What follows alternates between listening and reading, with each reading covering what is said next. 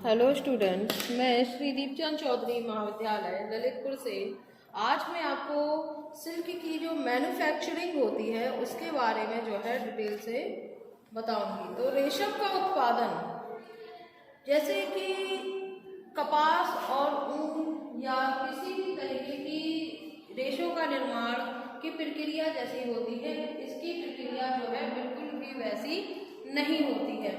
इसकी जो भी प्रोसेस होती है रेशे के निर्माण की या इसकी खेती की, हर चीज़ की प्रक्रिया जो है या प्रोसेस जो है काफ़ी डिफरेंट होती है, क्योंकि इसे प्राप्त किया जाता है रेशम के कीड़ों से। तो चूंकि ये कीड़े से जब प्राप्त होगा तो इसकी प्रोसेस भी जो है बिल्कुल ही अलग होगी। तो रेशम का जो कीड़ा होता है उसके मुख के पास जो है 2 छिद्र होते हैं, जिससे एक तरल पदार्थ जो है वो निकलता रहता है। और रेशम का रेशा तैयार करने से पहले जो है सेरीकल्चर वाली जो प्रोसेस होती है वो देनी पड़ती है। और यह प्रक्रिया जो होती है कई श्रेणियों में की जाती है, जैसे रेशम के कीड़ों पर पेड़ों पर पालना, फिर वो जो कीड़े हैं वो इन पत्तियों को खाते हैं, जिससे जो है रेशम का उत्पादन होता है। इस कीड़े का जो नाम होता है उसे कहते हैं बॉम्बैक्स मोरी। और यह जो रेशम उत्पादन जो है शहतूत की खेती पर विशेष ध्यान दिया जाता है। अच्छी प्रकार से इन पेड़ों की जो है देखभाल आवश्यक जो है होती है। तो सबसे पहले मैन्युफैक्चरिंग प्रोसेस में इसकी खेती की बात करते हैं, शहतूत के वृक्षों की खेती। तो चूंकि जो रेशम का कीड़ा होता है वो शहतूत के वृक्ष पर या उसके पेड़ पर ही रहता है और वो उसकी पत्तियों को जो है खाता है। और रेशम के कीड़े पालने की आवश्यकता ये पड़ती है कि जो शहतूत के पेड़ होते हैं उन्हें लगाया जाए। दूसरा इसमें जो है कीट पालन आता है या रेशम के कीड़े पालना।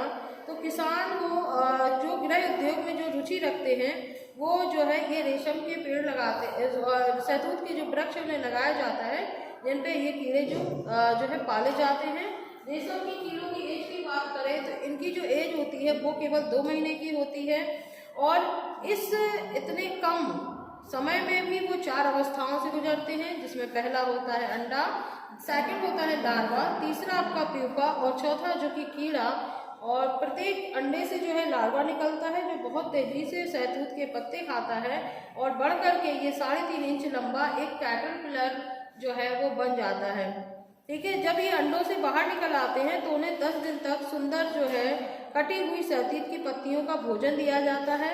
इस अवसर कीड़े जो है विशेष रूप से देखभाल करने की आवश्यकता पड़ती है और कीड़ा 5 अवस्थाओं से गुजरता है और प्रत्येक अवस्था के अंत में वह अपनी जो स्किन है उसको त्याग देता है और इसके बाद वो अधिक लंबाई के साथ वो बढ़ता है। और चौथी अवस्था के अंत में जो कीड़ा है वो गोलाकार रूप से 8 की आकृति का बनता हुआ घूमने लगता है और इस स्थिति में उसके मुख के पास से जो स्पिंडरेट होते हैं उससे एक लसदार पदार्थ जो है म्यूकस जैसा उसके निकलता है जो कोकून का निर्माण करता है। इसके बाद इसकी जो तीसरा इसकी प्रोसेस होती है वो होती है आपके कोकून की छटाई। इस टाइम पे क्या होता है, जो उनकी रंग, उनकी इसका स्ट्रक्चर देख करके, उनकी रचना देख करके उनको छाटा जाता है, क्योंकि ये सब बातें रेशम की जो किस्म होती है उस पर निर्भर करती है। और कोकून की छटाई के समय जो है इसी अवस्था में कोकून को जो है इकट्ठा कर लिया जाता है और इन कोकूनों में से ऐसे कोकून अलग कर दिए जाते हैं जो रेशा बनाने के लिए अनुपयोगी होते हैं। इसके बाद जो है प्यूपा स्थिति में ही जो है रेशम प्राप्त करने के लिए इन कीड़ों को मार दिया जाता है और ये कोकून में से निकलकर रेशम के रेशों को ऐसे असमान धागों में नहीं तो तोड़ डालेगा, जिससे कि जो है रेशा ठीक से प्राप्त नहीं होगा या अच्छी लंबाई के जो रेशे हैं वो प्राप्त नहीं होंगे। तो इस तरीके से जो है इन कोकूनों को छाट लिया जाता है। इसके बाद नेक्स्ट आपका आता है वो आता है आपका गोंद छुड़ाना। छटाई के बाद क्या होता है, लच्छियों को साबुन वाले गर्म पानी में जो है रखा जाता है। इस प्रक्रिया में उनका जो सैरिसिन होता है वो थोड़ा सा नरम और ढीला हो जाता है और धागे को संभालना जो है आसान हो जाता है। इन लच्छियों को जब उनका पानी जो है उसमें से सूख जाएगा तब उनको फ्रेम पर चढ़ा लिया जाता है। इसके छोर बोबिन पर लपेट दिए जाते हैं। इस समय धागे को बोबिन पर लपेटने की जो प्रोसेस होती है वो स्टार्ट हो जाती है और इसी समय धागे पर जो है ऐंठन भी देने का काम जो है वो कर लिया जाता है।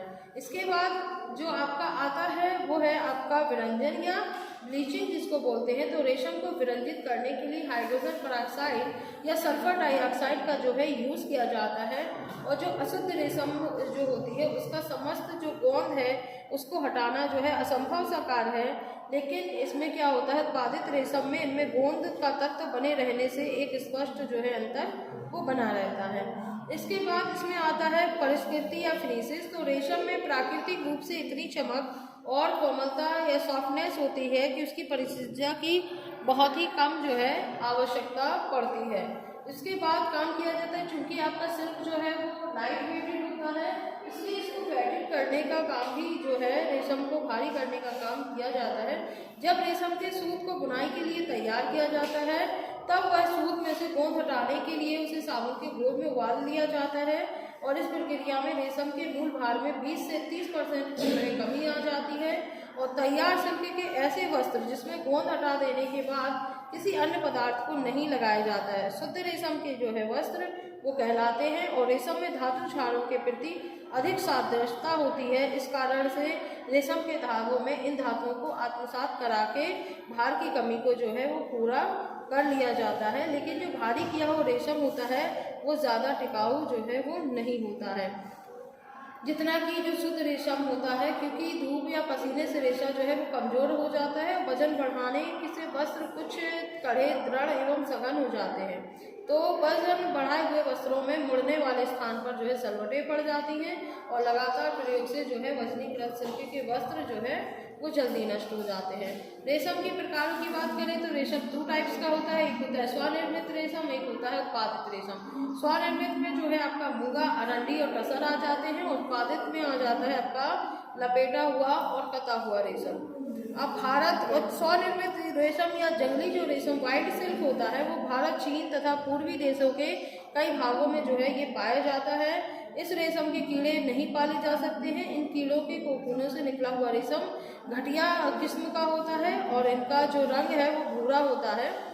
इसके बाद इसके प्रकारों की बात करें तो जो आपका मूंगा सिल्क है ये टसर से तो अच्छा होता है, लेकिन इसका जो प्रयोग है मिश्रित रेशों के वस्त्र बनाने के लिए किया जाता है। सेकंड आपका एरी सिल्क या अरंडी सिल्क होता है, ये बंगाल तथा आसाम में ज़्यादा पाया जाता है और ये जो है अरंडी के वृक्षों पर ये जो कीड़े हैं वो पाले जाते हैं, वो उन पत्तों को खाते हैं और इससे जो कोमल और सफ़ेद और पीले रंग के जो है कोकून जो है होते हैं और इनसे इसी कलर का जो है रेशा प्राप्त होता है। टसर जो है ये कीड़े जो हैं ओक या बबूल के वृक्षों पर पाले जाते हैं और इसका उत्पादन भारत और चीन में जो है सबसे ज़्यादा पाया जाता है। इसके बाद उत्पादित रेशम की बात करें तो एक आपका लपेटा हुआ होता है, एक कता हुआ होता है। तो जो आपका रील रेशम होता है ये एक अविरल धागा होता है जिसकी लंबाई 250 से लेके 1500 मीटर तक होती है। वहीं पे कते हुए रेशम की बात करें तो ये एक अशुद्ध रेशम होता है या इसी के नाम से इसे जाना जाता है। ये कोकूनों पर से निकालकर लच्छी पर जो है लपेटना संभव नहीं होता है और ऐसी स्थिति में इस रेशम से जो है कोकूनों को प्राप्त किया जाता है जिन्हें फाड़कर कीड़े बाहर निकाले जाते हैं और इससे क्या होता है जो कोकून होते हैं उस पर पर्याप्त मात्रा में हानि पहुंच जाती है और ऐसे फटे हुए कोकूनों को मसाले में पकाकर उनका गोंद निकालने के उपरांत रुई की तरह धुनते हैं और इस धुनी हुई रुई से ही जो है रेशम का धागा तैयार किया जाता है। तो इस तरीके से आपका रेशम का प्रकार भी हो गया और आपकी मैन्युफैक्चरिंग हो गई।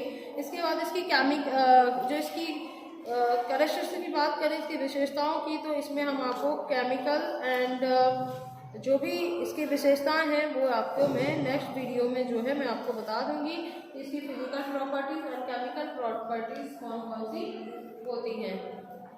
धन्यवाद।